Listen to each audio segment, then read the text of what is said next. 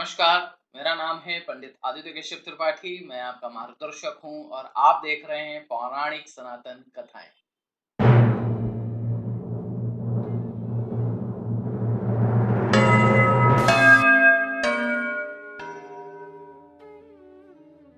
एक बार कालिदास जी एक गांव से गुजर रहे थे। तो उस गांव से गुजरते समय उनको एहसास हुआ उन्हें प्यास लगी। वो जो जमाना था वो ये जमाना नहीं था कि लोग कहीं से भी खरीद के पानी पी लें। दुकान पे गए, पैसे दिए और बिस्लरी खरीद के पी लिया और अपनी प्यास को बुझा लिया। वो जमाना ऐसा था कि लोगों को गांवों में किसी न किसी के घर से या कुएं, बावड़ी इत्यादि से पानी पीना पड़ता। तभी कालिदास जी ने दूर नजर एक दौड़ाई और देखा कि एक कुआं है, उसके पास एक वृद्ध महिला है और वो कुएं से जो है पानी भर।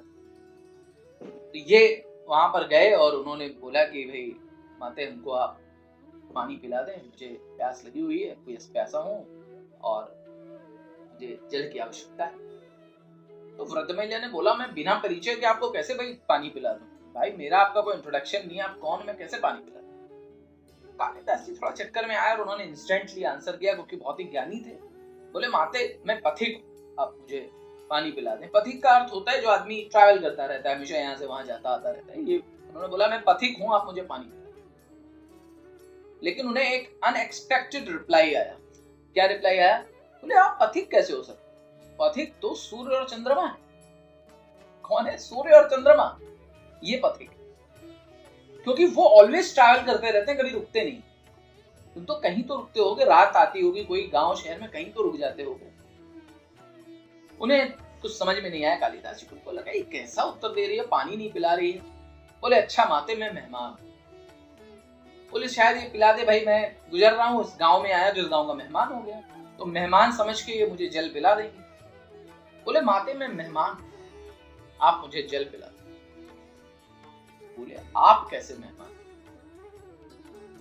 इस संसार में मेहमान तो सिर्फ धन और यौवन है, जो कब आते हैं और कब चले जाते हैं किसका पता नहीं चलता है।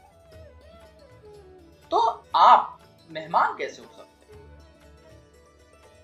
आप अपना सही परिचय मुझे दे नहीं रहे हैं, और जब तक आप अपना सही परिचय हमको देंगे नहीं, तब तक मैं आपको जल नहीं पिलाने वाला। अब यहां पर जो है कालिदास जी की हालत खराब, प्यास से व्याकुल, एकदम परेशान, सोच रहे क्या करूं, क्या बोलूं, क्या कहूं इनको कि मुझे जल पिला दे। कालिदास जी की अवस्था बिल्कुल ऐसी जैसे कि अभी बेहोश हो जाए।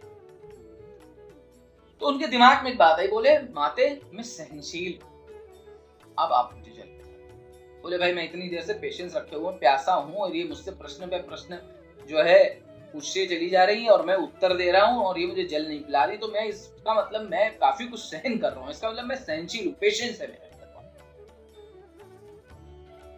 तो बोले, आप सहनशील कैसे हो सकते? सहनशील तो ये पृथ्वी, जिसकी छाती को आप चीर देते हैं, बीज बो देते हैं, उससे वो अन्न उगा देती है, जिस अन्न को आप ग्रहण करते हैं। ये धरती पापी पुण्यात्मा सबका वजन उठाती है। बहुत सारे आप अत्याचार करते हैं, वजन डाल देते हैं, खोद देते हैं, आपको जल दे देती है। तो सहनशील तो ये पृथ्वी है, आप कैसे सहनशील हो सकते हैं? आप क्या मुझे बता सकते हैं इस विषय में?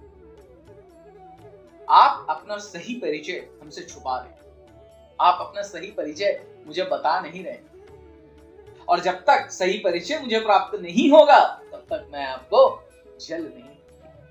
अब कालिदास जी की स्थिति जो है एकदम परेशान, एकदम ऐसी कि बेहोश हो जाएंगे, एकदम मूर्छित होने लगे, एकदम धरती में बैठ और एकदम झुलझुला गए, एकदम कहते नहीं कि गुस्सा आ गया। तो बोले, माँ मैं हठी हूं, मुझे जल पिला दो, कृपया मुझे जल पिला दो, मैं हठी हूं, जिद्दी हूं मैं।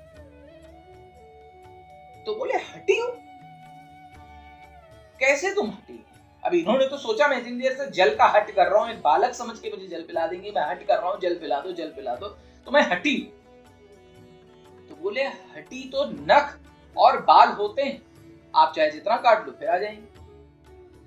भाई बाल और नाखून को आप चाहे जितना काट लीजिए फिर वापस आ जाएंगे, तो हटी आप कैसे हो? हटी तो नख और बाल हैं, नाखून है और बाल है हमारे, आप कैसे हटी हो गए बताइए? आप परिचय सही बताना नहीं चाहते। तब कालिदास जी ने हार मानी। उन्होंने बोला, भाई इनसे तो तर्क में लगता है जीत नहीं पाएंगे, ये बहुत ही चतुर महिला है, इससे हम जीत नहीं सकते, तो इससे अच्छा यहाँ हार मान। तो उन्होंने अपने आप को विड्रॉ किया। बोले, माँ मैं मूर्ख हूं, मुझे जल पिला। तो उनको लगा मैं ऐसा बोलूंगा कि मैं मूर्ख हूं तो ये मुझे जल पिला दे। क्या उनको जल मिला? माता ने फिर से बोला, कहते हैं तुम मूर्ख कैसे हो सकते हो? तुम मूर्ख कैसे हो सकते हो? मूर्ख तो राजा होता है, जिसके पास विद्वत्ता नहीं होती, जिसके पास कोई ऐसी चीज नहीं होती कि वो राजा बन सके। और मूर्ख उसके दरबारी होते हैं, जो ऐसे मूर्ख व्यक्ति की हमेशा तारीफ करते रहते हैं, प्रशंसा करते रहते हैं और उसका साथ देते रहते हैं। तो मूर्ख तो राजा है और उसके दरबारी। तो क्या आप मुझे बता सकते हैं कि आप मूर्ख कैसे हैं? क्या आप सिद्ध कर सकते हैं अपनी मूर्खता के विषय में? क्या आप राजा हैं या दरबारी?